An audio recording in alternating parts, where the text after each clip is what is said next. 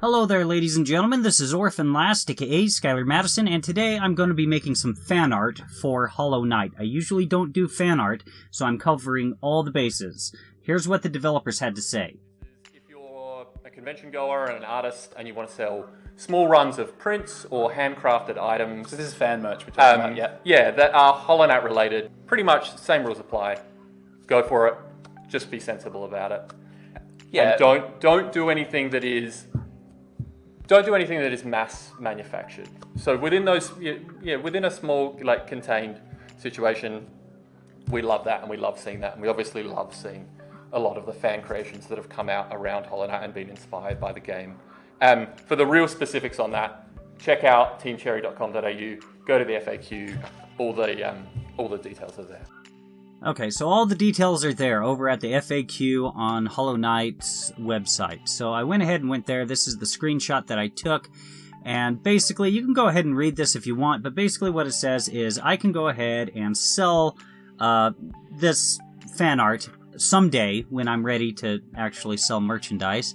And I'm thinking just something like a 6-month period, limited time. I can sell this and then take it off the marketplace. And there shouldn't be any problem as long as it's not on some mass distribution and my entire company is basically based on Hollow Knight or Team Cherry's work. That's ultimately the gist of what this says. So let's go ahead and get into the process of me making this work of art. Now, these speed paintings are really misleading because it makes it seem like all of this stuff takes place really quickly. All of these decisions took a rather long time. I got a whole bunch of reference images, and initially I was thinking about making the knight basically in a stoic pose. But I kept thinking, how can I make a stoic pose interesting? I mean, yeah, of course it's interesting in the Captain Morgan sort of sense, but why not portray how this game makes me feel in some way? And so I went ahead and put him more into an action pose, not necessarily fighting anyone, still somewhat in a pose, and, you know, now that I think about it, very Captain Morgan-like, but more action-packed than Captain Morgan. And here I'm just going ahead and drawing Hornet. You know, if there's one thing that I feel as though I did not quite nail down, it's Hornet. But it's fine. I'm happy with the result in the end. And basically, I took a few liberties. Most of the time when you see Hornet inside of the video game and just generally inside of the artwork that they've released, Team Cherry and what have you, she doesn't have any arms throughout most of the time, so it's like, well, where are her arms? It looks like they just somehow originate from underneath her skirt most of the time, but that's not the case. There's no way that's the case. So here you see me starting out drawing the fountain, and I had a lot of difficulty doing that because it's hard to make heads or tails as to what's going on there. So I decided to start measuring things below where the fountain actually is, because it's a lot easier to see all of my reference lines, all of my measurements and such like that. And if I were to do this again, I would do things a little bit differently. Now, it's not necessary to hold all of your measurements as doctrine when you're working with curvilinear perspective the way that I like to use curvilinear perspective. But the thing is that you need to have rules. You have to set rules for yourself, otherwise you're just going to wind up with a really wonky looking image. And so, I mean, you need just enough rules to where you still feel free with your creative process. But I feel as though if you have too many rules and get too strict with the math, then nothing ever gets done. You'll never finish the image. And the goal was to get this image finished by, the end of the week, and that's exactly what I did. Kind of at the skin of my teeth. I still have to make a thumbnail, and eesh. I mean, I'm really coming close to the deadline right here. It's pretty much the end of Thursday right now while I'm recording this, and that's pretty much the deadline. And it usually takes me a full 8 hours to make a thumbnail, so we'll see how that works out.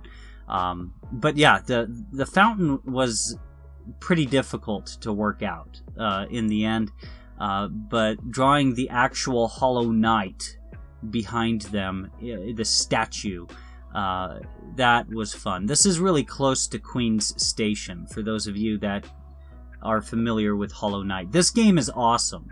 Hashtag not sponsored. I'm serious about that. I'm not sponsored to make this at all. I'd like to make that clear. I'm making this image because I love this game so much. I don't play video games very often. It's usually like maybe an hour or two every few months, and I kind of consider it as a miniature vacation. When I'm starting to feel a little bit burnt out, I spend a few hours just playing a video game, and usually it's been Hollow Knight for the past year. And I got 2 of the 3 endings. The third ending I'm never going to get. You basically have to play the game every single day and practice the way that you would practice playing an instrument in order to get the third ending. All of the DLCs for this game are free, every single one, and that's just awesome. And pretty soon here they're coming out with this game, Hollow Knight Silk Song, where you get to play Hornet. And that game looks pretty cool too. I'm pretty sure I'm going to pick that one up. Now, here I'm drawing what's behind the background. Technically it's still the background, but inside of the layers panel I have background, which is BG, you know, BG, the letters, and then I have BBG behind the background. And this is all kind of sloppily drawn out. Even when I ink it, it's all sloppy. But the thing is I knew, like, the reference image showed that there was all this stuff here, but it was all blurry. So I had no idea how everything looked, how formally drawn, all the ornate fences and stuff like that. I didn't know how they came together because it was just so blurry. So I was just thinking, well, if it's blurry inside of the reference image, why don't I just make it blurry? And here, you know, I'm not using the color picker on any of my reference images. This is me just eyeballing the color scheme and everything, because ultimately I feel as though I should be able to do that sort of thing. And so I'm doing the actual line work, you know, the inking with the vectors at this point on the screen here. And, you know, I'm still taking creative liberties. If I don't feel as though this sketch quite has enough action to it, I go ahead and select the ink work that I did, and I go ahead and skew it in some way and try to figure out different ways to make the image look more interesting. And that's always fun to do. Yeah, there's not really much to really talk about with the inking process. It's, you know, other than you're kind of tracing over your work and yet improving over your work at the same time, and trying to troubleshoot little problems and such like that. However, there is something that is interesting. There's something I did with this image that I've never done with any other image, and that is I wound up making objects with a fill every once in a while, and set them to the erase blending mode in order to mask them out, because sometimes just you know, separating different control points and then deleting a portion of a line, sometimes you just wind up with something that just sticks out where it shouldn't stick out, or you wind up with a gap where there shouldn't be a gap. And I really didn't like that. So masking is something that actually worked out. You saw me doing it just right there, actually. And it came together pretty good, actually. It never posed a problem in the whole process of me inking or coloring or anything like that. Those little bits of masking did their job perfectly without a hitch at all. And, you know, I added a few details to these lamps because ultimately inside of the video game, these lamps are really far away, and so why wouldn't you have a few more details? And I guess I wanted to make life a little bit more difficult for myself, and so, I decided to make these stinking lamps that are really, really complicated. Next time I do these lamps, I'm going to do something a lot more formally drawn out with perspective. Because even though I drew it as though I'm looking up at these, I don't feel as though there's any point. It kind of feels like I have multiple perspectives going on with these lamps, is what I'm saying here.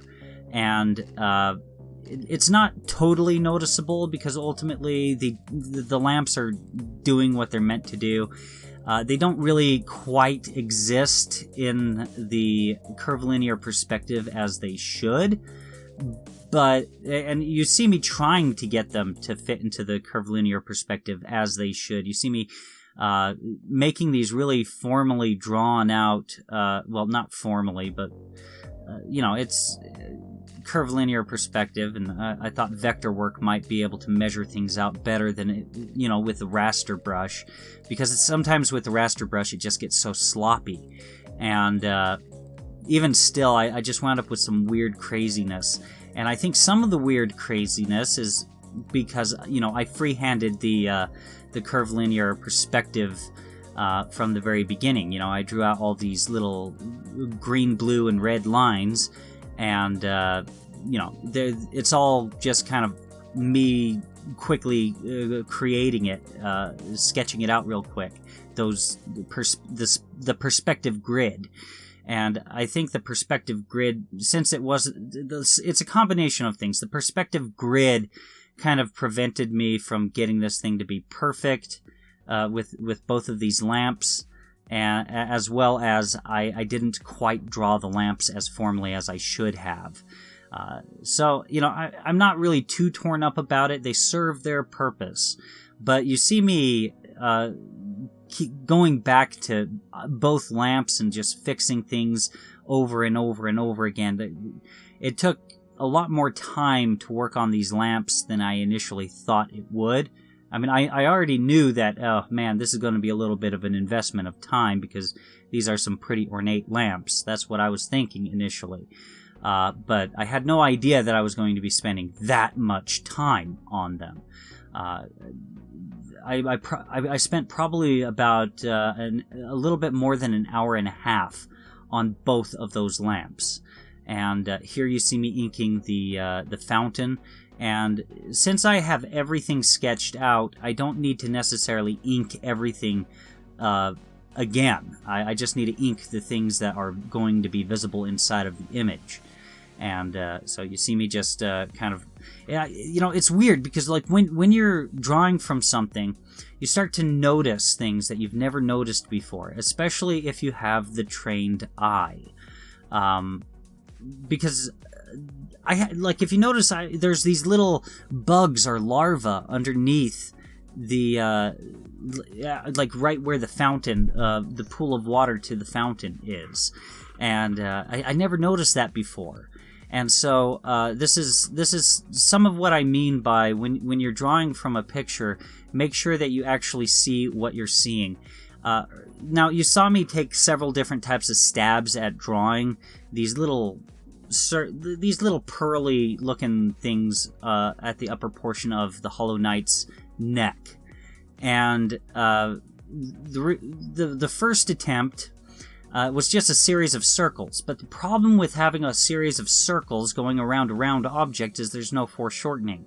And so, in the end, I settled with a couple of, mounds, just drawing these little U-shapes, basically, in order to imply that there's a bunch of pearls. And the only place where I drew true circles in that region was around the center, right where his sternum is.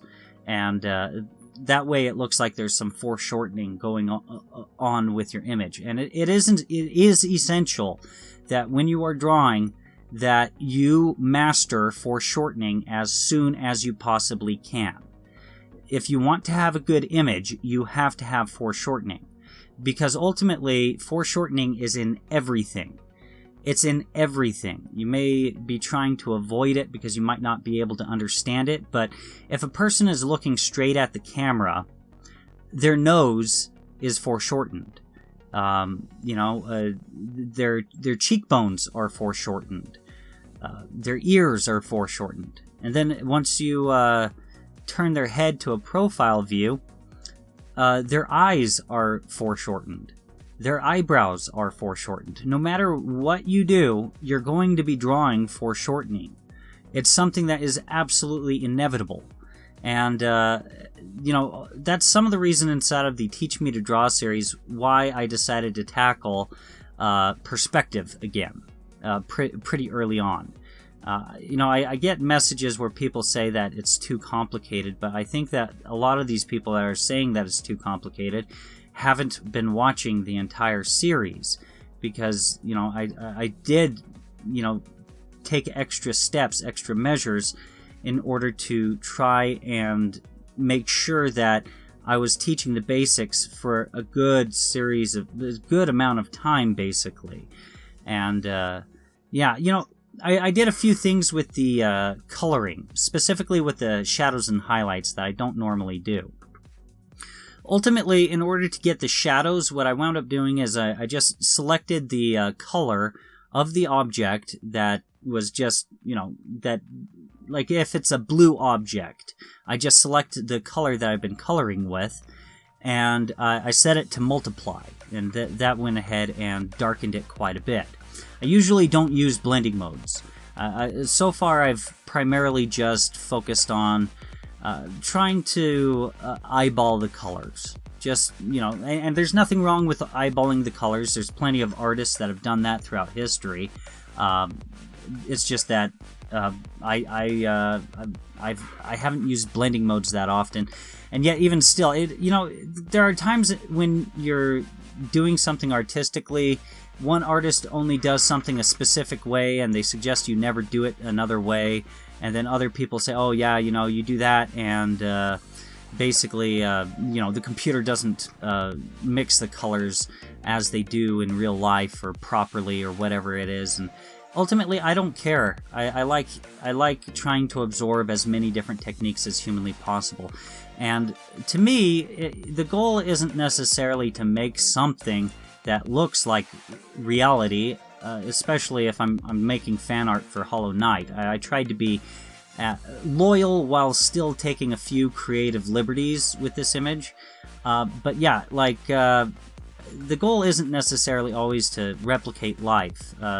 Like anybody can replicate a photo if they practice hard enough and just look at the photo long enough and copy what they see. But I think that ultimately the goal is to simulate reality well enough to be convincing.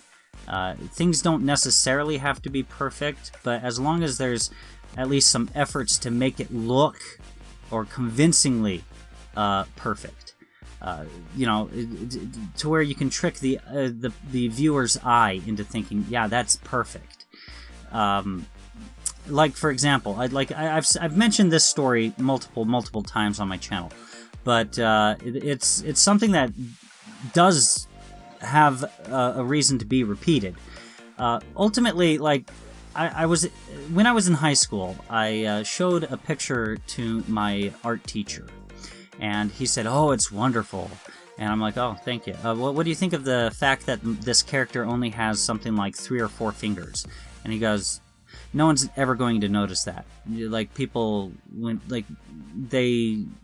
they're used to seeing 5 fingers, and so their brain is just going to automatically tell them that your character has 5 fingers, unless you put some special emphasis on it."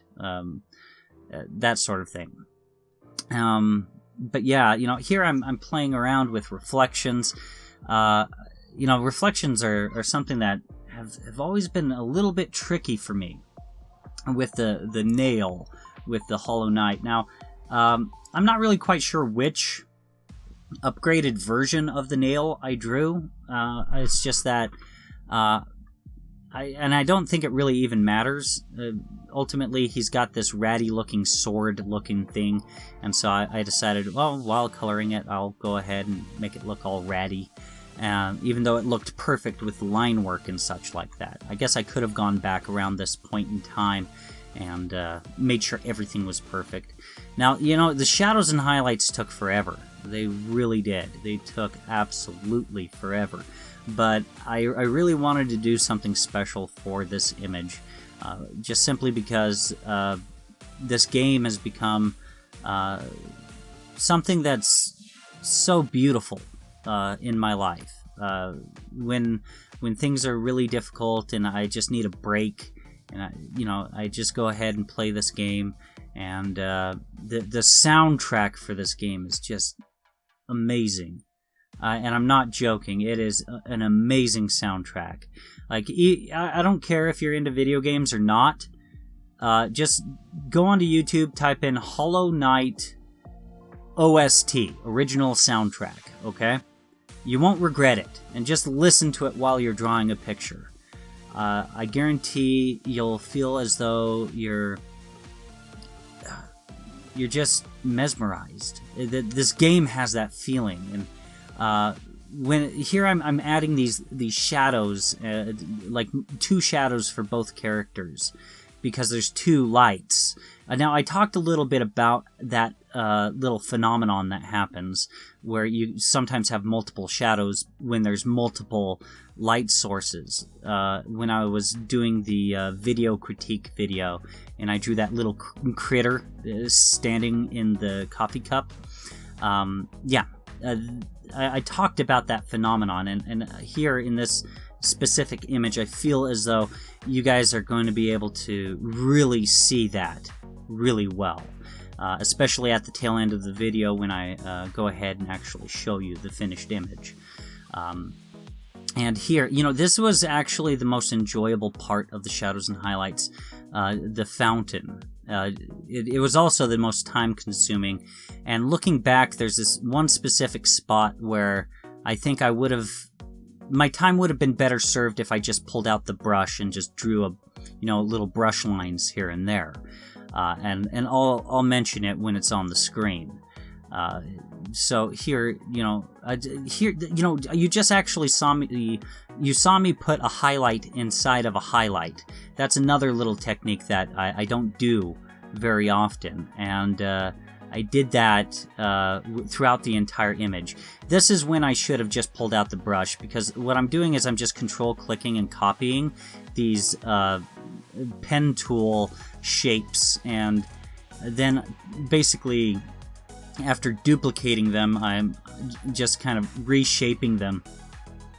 And if I had just pulled out the brush, it just, it would have changed a multiple hour long process to make something that looks really cool into something like maybe a 2 to 3 minute process maximum. And so I spent way too much time on those little lines and these shadows that I'm putting here. There's subtle details. These shadows are barely even visible, but when you see it, joined in combination with those little tiny highlights there, it really looks good. It really looks convincing, and it made me excited that I was working on this image. So here, while I'm making these shadows for the Hollow Knight, I was keeping in mind the shadows for the Dreamers. Now, there's actually 3 Dreamers, but one of them is behind him, and I really wanted to include the 3rd Dreamer, but it didn't fit. It didn't fit in the composition, so I just didn't do it. It just didn't work out. And so here you see me put the shadow in the gap in the highlights that I put on the Hollow Knight himself. Looking back, I should have put some highlights and some highlights for the Hollow Knight as well, just like I did with the rest of the fountain. But it still looks great. I'm happy with the result. And here, since I blurred the background, I was thinking, it'd be cool if I could blur these lamps. It doesn't matter if they're closer to us than the Hollow Knight. When you look up at a light source, you know, it gets pretty difficult to see. And so I just kind of blurred the upper portion of those lamps. And, you know, I just added these little tiny low opacity circles. And made them big, made them small, added adjustment layers and stuff like that. Ultimately, I just settled with having a channel adjustment layer. And here you see me drawing some lines behind all of the color work of the characters, and then just making them blurry because, you know, when light hits an object, sometimes it creates this little halo effect. And there you have it. Here's the image. And up at the top, and we're just gonna go ahead and move down. And I think this turned out looking awesome.